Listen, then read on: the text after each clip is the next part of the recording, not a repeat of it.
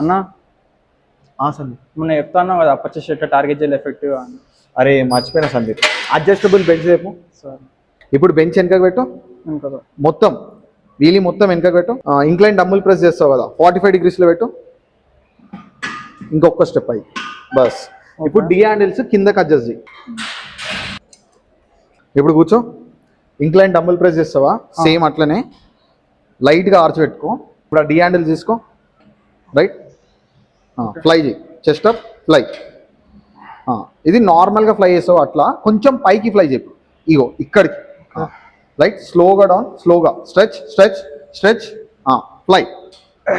Yeah పైకి, yeah right right. అది ఎట్లా ఇప్పుడు చేసిన చెస్ట్ వర్కౌట్లో ఇదే ఎఫెక్టివ్ అన్న. అట్లుంటుంది. మనం వర్కౌట్ చెప్తాం అట్లుంటుంది మనతోని. ఏంటి దీనికన్నా ఎఫెక్టివ్ వర్కౌట్ కావాలా? దీనికన్నా ఎఫెక్టివ్ ఉందా? నెక్స్ట్ వీడియోలో చెప్తా. ఎన్నిసార్లు కొట్టిన చావని పావురా నువ్వు.